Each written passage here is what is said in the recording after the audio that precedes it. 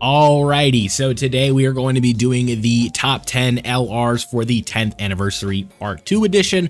3 new LRs into the fray and a lot of shakeups here, and by that I mean it's not too different, but we have some releases here that we have to talk about. I guess I should bring up the other part 2 anniversary LR. I didn't even have them on the honorable mention, so I guess that's how you can feel how I feel about this LR here, but I guess I could put them up here. We have, like I said, 3 new LRs who have entered the fray, and they all have their own shakeups and impacts on the meta so far, but really a lot of these characters are repeat offenders. You could tell just by looking at the list who's probably going to be in there for a little bit. But what I like about the game right now in specific is there is a lot of balance between super easy A's, between LRs, between TURs, and even a super easy A LR that has been added to the mix as of last night, or technically this morning when I am recording this. It was like 12 a.m. so basically yesterday, especially when you are seeing this video. But with all that being said, one thing you guys have to remember about these lists is top 10s, I feel, are just a nice indicator of where the game is currently, and I don't think that if you have a character at 4 and I have a character at 3 or 2, it's really going to make that big of a difference in the long run. I think it's just a fun little conversation piece, and if you don't like my list, that is okay. That doesn't mean we need to have a war of words in the comments or anything like that. It's just that's what you think, and I'm completely okay with that. I think it's completely healthy to have disagreements and conversations about the game, so I really don't want you guys to take my opinion as the end-all be-all, or another creators, or even like somebody else like that has posted a tier list as their opinion as the be-all end-all, because the fact of the matter is it's always going to be up to your opinion, and it's going to always be varying on your experience using characters. One character might be a lot more consistent for you than they are for me, and that is just sort of how the game is playing out right now, especially in the era of 3, 4, 5 million super attacks, where characters really can just get one shot just by about anything, and it can be a little bit tricky for characters. So, bit of a long intro, just want to make sure we all have the ground rules established and you guys understand that this is just for fun. So with that being said, let's go ahead and get started. And at number 10, I am going to be putting Tech Gogeta. Now, Tech Gogeta, I think that his time in the top 10 might be numbered here. I think when we get these 7-year easy A's, there's a very good chance that this guy gets pushed out. And if you want to put just about any character in honorable mentions above them, I think that's a completely fine argument, and I don't really have any issues with that. But things that he brings to the table that are valuable: he has Rainbow Orb changing, he has a Scouter, he has a heal. It's not very hard to get into Super Saiyan Gogeta, and then Super Saiyan Gogeta works very well against super attacks. Granted, there aren't a ton of attacks that disable dodge or anything like that, so he has damage reduction that he's going to need. He has attack prowess, he has defensive prowess, especially after doing a bunch of supers in base form. And again, Rainbow Orb changing is always going to be valuable. It makes characters a lot easier to use when they can get extra ki, especially in this modern day meta where characters getting extra ki per orb is a huge thing, right? Somebody that we will be mentioning towards the top of the list, I don't think that's really a spoiler for anybody.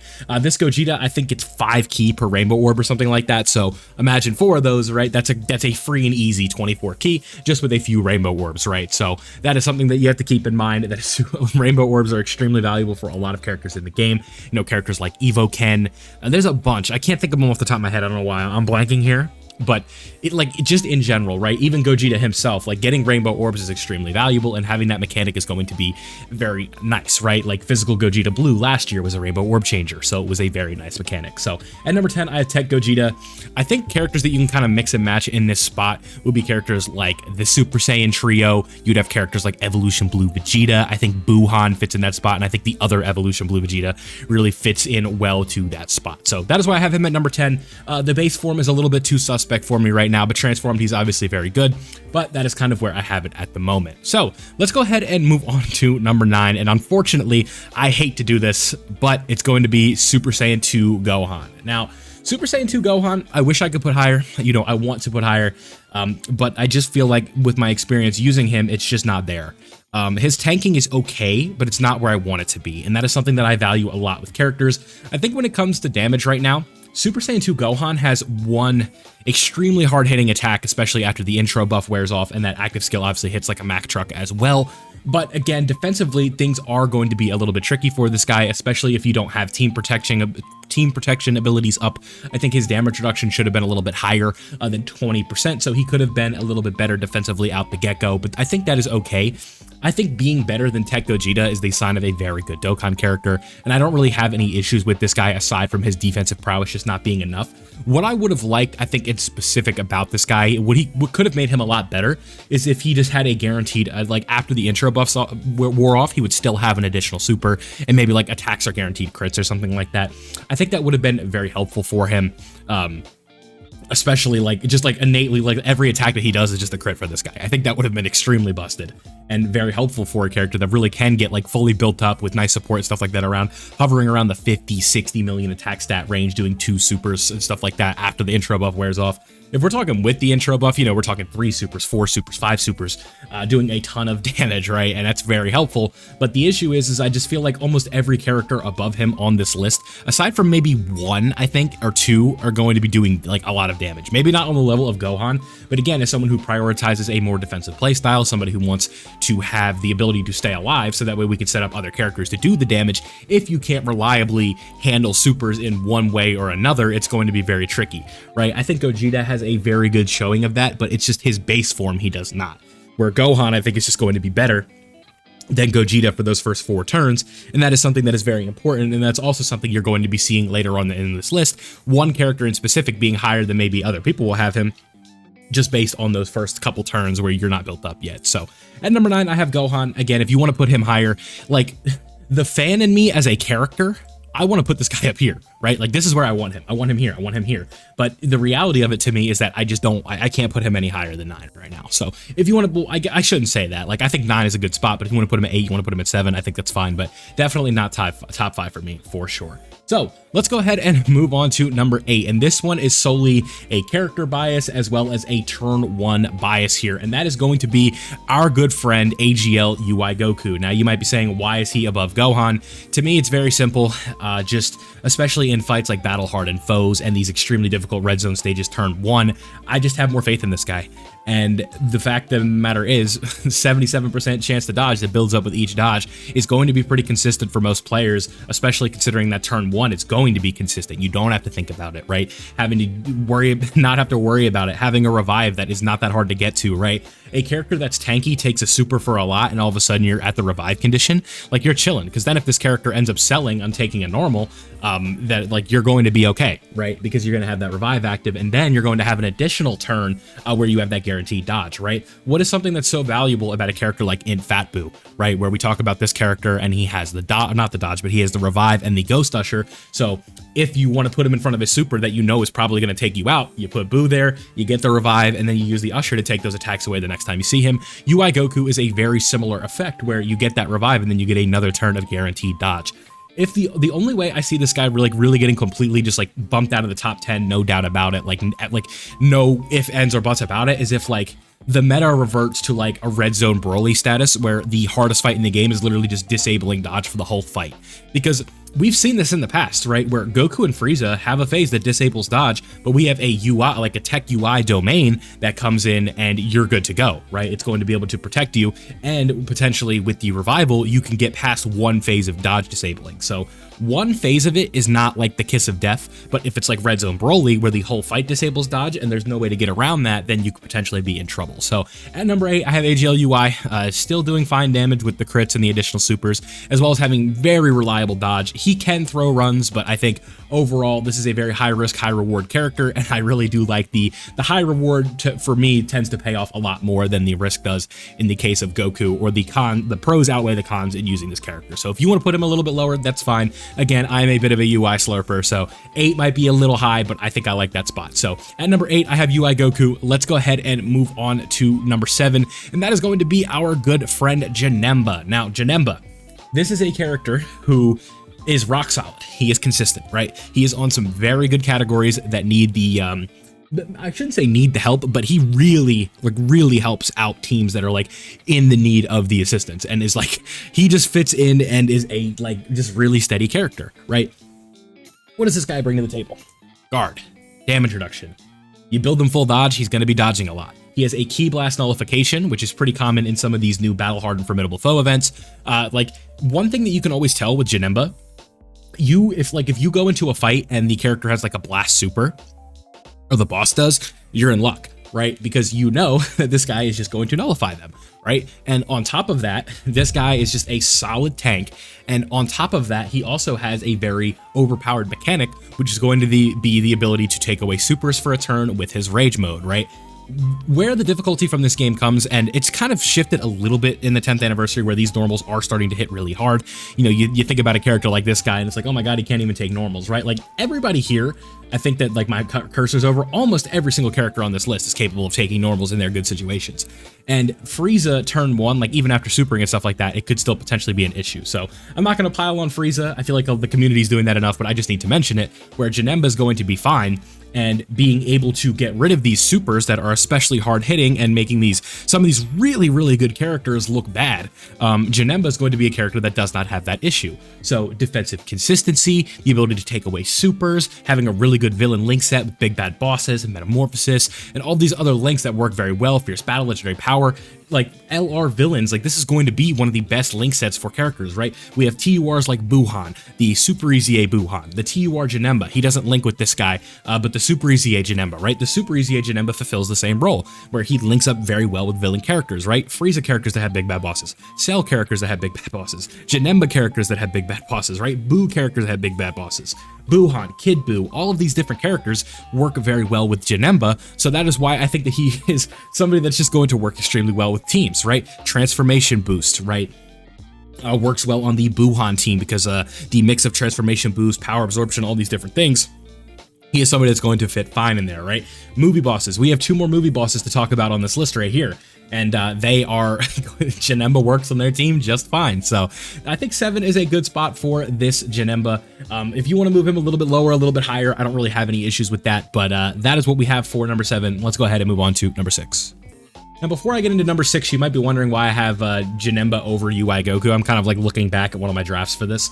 To me, it's just he just does not have as many situations where he's going to lose you the run as UI Goku does, but I think UI Goku's ceiling is higher than Janemba's. Just want to let that be known. But at number 6, I have Gotenks. Now, I am a super big fan of this Gotenks character. However, he can be a little bit frustrating to use at times when his defensive procs don't work properly, and you take a lot per normal, but there are situations where this guy is going to be an absolute monster offensively, defensively, and he's going to hold it down for you in slot 1, right? A specific fight that sticks out to me is the Vegeta story Red Zone. You know, we had that initial wave with like the Namek Saga and the Cell Saga and the Saiyan Saga. The Saiyan Saga Goku can only super when he's below, I believe it's 41% HP. And when he does that super, it is super hard hitting, right? I think we're talking like 4 million plus. And this Gotenks just face tanks it and also eats it with a counter and just like does damage back, right? So the same case that is made for this Janemba here, where we have nullification of Ki Blast supers, this guy becomes an even better tank. And, well, maybe not a better tank, excuse me, because 0 damage is better than 50 damage. But this guy, he eats the super for a basically 0 damage, right? The difference between 69 and 0 damage in a game where you have 800,000 HP on a good team is literally nothing.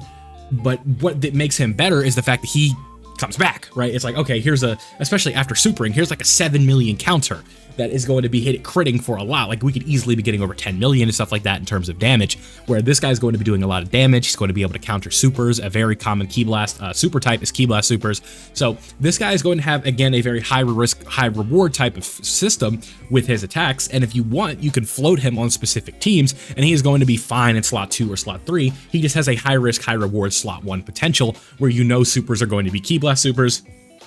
But this guy right now, especially on a lot of the best teams in the game, Final Trump card is not a hard team at all to gain access to for his additional buffs.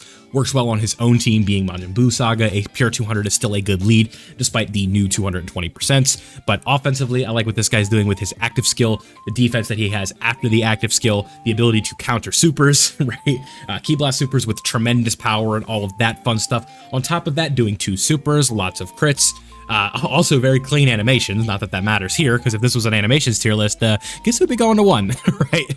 But, so yeah, I really like this Gotenks. I think that he has definitely been aging pretty well so far, despite him only being about 2 months old here, but he has been aging very, very well, and his buffs for his teams have just been continuing to get better, because I remember when this guy came out, it's like, oh yeah, when more fusions drop, we're going to be talking about this guy as like a big boy unit, right, where it's going to be like, holy hell, this guy is insane. And that is where I have him so far, right, at number 6. So let's go ahead and get into number 5. And I kind of realized here there might be a little bit of a flaw in the list, but we will just continue to move, right? So let's go ahead and get started with number 5, and that is going to be Int Broly here. Now, I like Int Broly a lot. Honestly, yeah, even though I looked over this, I don't know. Yeah, I'm going to put Int Broly at 5. I think that's fair. What I like about Int Broly, running him with uncontrollable power and all of these other categories, is just he has easy access to a domain, the ability to stun, which is extremely important in battle-hardened formidable foes. I keep mentioning that event because right now it's kind of feeling like those are going to be the signature fights of this anniversary, but it is kind of up in the air right now. But we shall see. I think that overall, the way that this guy works with like the tech Broly, the way he has easy access to his domain, having two of this character is very nice because you just have like a consistent domain up for the first half of the fight, if not just the whole thing. If you are doing something like battle hardened formidable foes, even some of these red zone stages, if you're going like turn 8, turn 9, you're going to be able to have the domain up for a majority of the fight, especially if you bring two of this Broly. But the beauty of this guy is you don't even need to bring two of him, and you could still have very similar effects to what you are looking for. So I really like this guy. Defensively, he has that slot 1 tank ability, especially with the revival. Again, one of the most valuable mechanics in the game. It's a shame that more characters don't get revives, but I could see why, because it's just so overpowered, right? Having that second chance in a game like this where it's very RNG heavy is extremely important, right? Why is Evolution Blue Vegeta the Int Evolution Blue Vegeta in the top 10 sort of category here, right? It's because he has a revive. Why is AGL UI Goku above a brand new 10th anniversary LR? Because he has a revive and guaranteed dodge slot 1, right? Or turn 1. This guy, like, he's just more consistent than either of those two characters, and also has a very easy access to a revive. So that's why I have him so high. I think this guy easily is worthy of a top 5 spot. Let's go ahead and get to number 4, which is fittingly going to be Super Saiyan 4 Goku. Now, this was a tough placement, right? I really like what this guy brings to the table. The ability to take away supers, the heal that he has in his back pocket, the offensive stacking that he has when he's in Super Saiyan 4, the support that he is giving. This guy could easily, like, and I'm being dead serious when I say this, like, we're talking about like right here.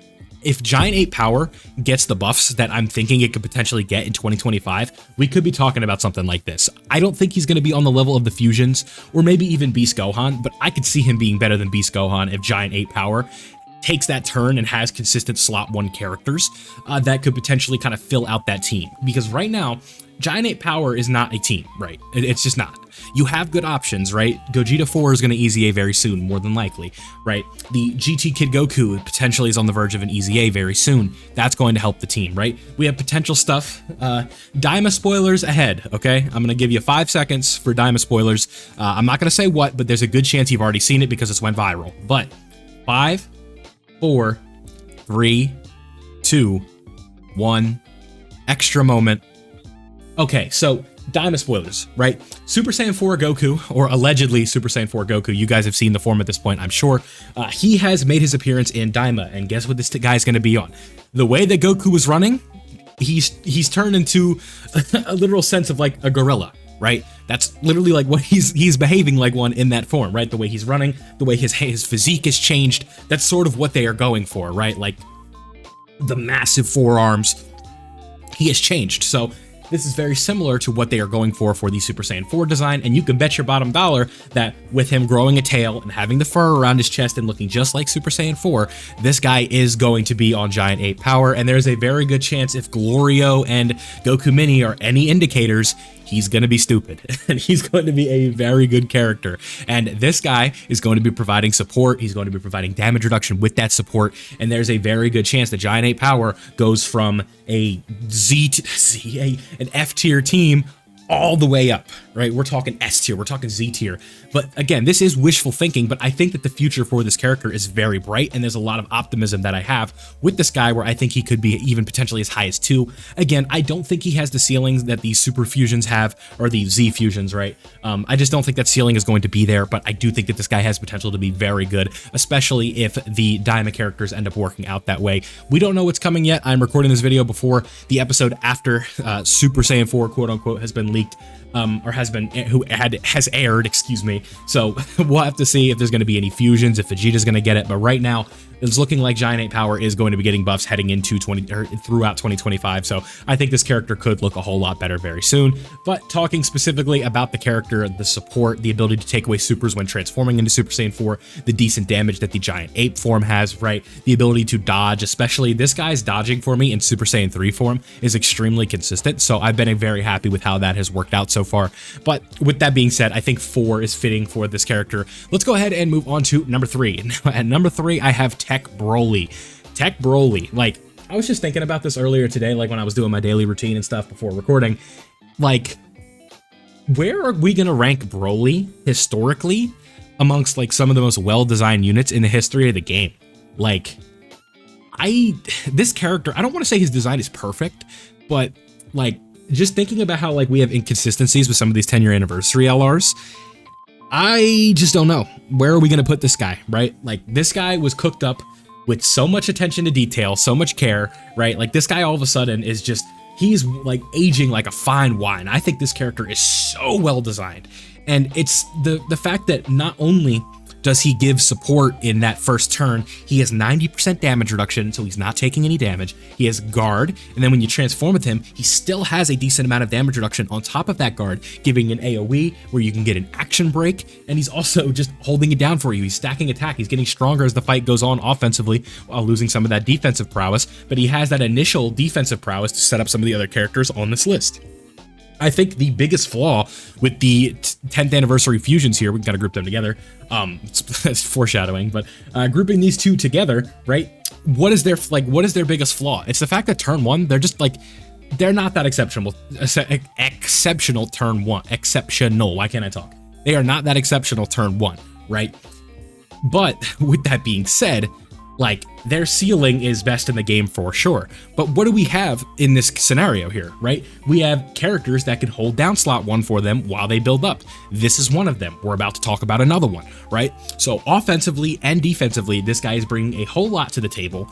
And he also, like, works very well with a lot of these Super Saiyan characters, right? We talk about Super Saiyan 2 Gohan, a character I wish was up here, right? But he's not. So he shares 6 out of 7 links with Gohan, right? So like, just because he's a Broly character, his link set is still really, really well designed for super class characters, right? I remember back when AGL Broly came out, a lot of the discussion around him was, this is sort of a super class character disguised as an extreme class character.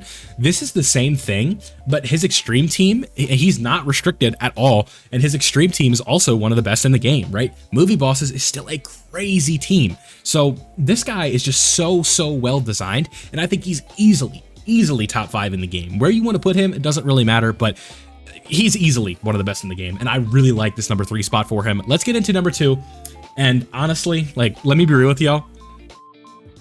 I think this guy might be 1. I hate to say that because I'm tired of glazing Beast Gohan, but I still think he might be 1. And it's because slot 1, turn 1 is so damn important. And not only does this guy just not take damage, it just doesn't happen. Like, you can easily work around the intro buff wearing off with this guy and he's still fine. He also provides enough damage back to be like, okay, he's really good still, right? Like, it's not like this character, when the intro buff wears off, we're talking about like, oh, he's down here, right? Or where do I put him? It's like, no, like his intro buff falls off and he goes from here to here. Like, that's it, right? So it's really tough. I am such a fan of this Beast Gohan unit, and again, I am going to sort of limit it and say that I do think the fusions have a higher ceiling. So I guess what we can do is finish off this list here, and we can just talk about all 3 of these, because really, like, if I'm being honest, yeah, you know what? Like, let's just do this, right?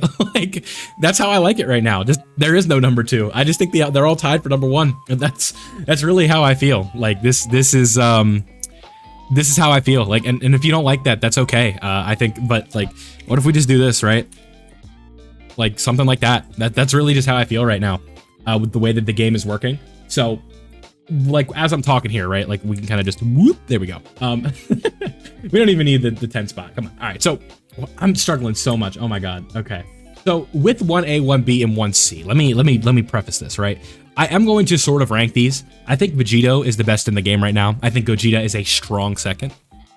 And I think Beast Gohan is a strong one as well. So the way that I see things is this is a perfect trio of characters that complement each other. And what do I mean by that?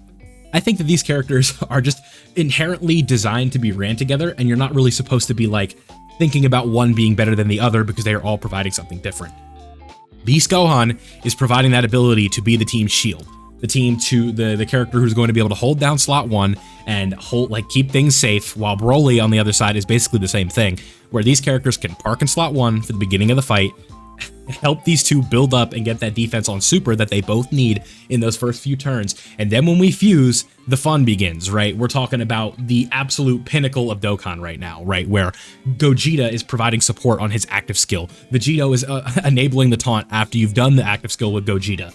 And then Vegito is also doing a lot of damage on his active skill as well, on top of a team protection taunt ability, on top of counters that are literally doing like baseline like 30 million, and then they're just getting stronger and stronger and stronger and stronger and stronger. And before you know it, like when you run this rotation right here, like good luck, because this guy, Gogeta, does his active skill, 3 final flashes, all guaranteed crits, all guaranteed. Like so 3 every single time. You're going to be getting at least 6 supers from this character in the 4 turns that you have him, guaranteed. At the hidden potential additional, it might be a little bit different, but at the passive, innately, we are going to be getting 3. With Vegito, it's going to be the turn that there's a lot of hits. You want to activate that taunt. You want to do 15 counters. The boss is dead. He's croaking, right? Like you don't know where he's at anymore. It's over. So you have to keep that in mind. And with Beast Gohan, when things are a little bit sketchy and you don't know what to do, or something is bad and you need to move around attacks, or you get unlucky with a lock, you swipe up, you take the taunt from Beast Gohan, and you protect the team. And with that being said, having 2 Vegitos running around, having a Gogeta running around, having 1 Beast Gohan, on top of that, we have a Broly on the team, we have a Super Saiyan 4 Goku on the team potentially, we have gotenks on the team, you can run Gohan, you can run AGL UI Goku. There's so many different characters that you can mix and match this team with that's going to complement each other perfectly right now. And I think overall, that is going to be like a solid choice for you. So that is why I have it ranked as I do. Again, I don't want to make like a huge dramatic argument about whether or not I think Beast Gohan is better than the 2, but I could easily see a world where you think Beast Gohan is still 1, and I'm like, okay, like that's fine, right? Because honestly, like the intrusive thoughts are telling me to do it, but I think Gogeta and Vegito are a little bit better. So that is definitely where I sit at right now for my top 10. So let's zoom out a little bit here for you guys. The honorable mention, I just had Frieza down here just to talk about him, but this is what I have. So the 10th / honorable mention spot, we have Gogeta, the Super Saiyan Trio, both Evolution Blue Vegetas, and Buhan. At number 9, I have Super Saiyan 2 Gohan. At number 8, I have AGL UI Goku. At number 7, I have Physical Janemba. At number 6, I have Tech Gotenks. At number 5, I have Int Broly. At number 4, I have Super Saiyan 4 Goku. At number 3, I have Tech Broly. And at 1A, 1B, 1C, I have Gogeta, Vegito, and Beast Gohan. So let me know down below what you guys think. Where would you disagree with this list? Again, I know a lot of you like to swipe to the end and then like just roast the list, but let's have a healthy discussion, right? It's just Dokkan at the end of the day, and I'm mainly here to help you guys. So, you know, don't want to create too much of an argument. This is just how I feel at the moment. This could change tomorrow. This could change tonight. It's just how it goes. So thank you guys for watching. If you did watch all the way till the end here, go ahead and drop me an orange heart in the comments below. Thank you for watching, and I'll see you all in the next one.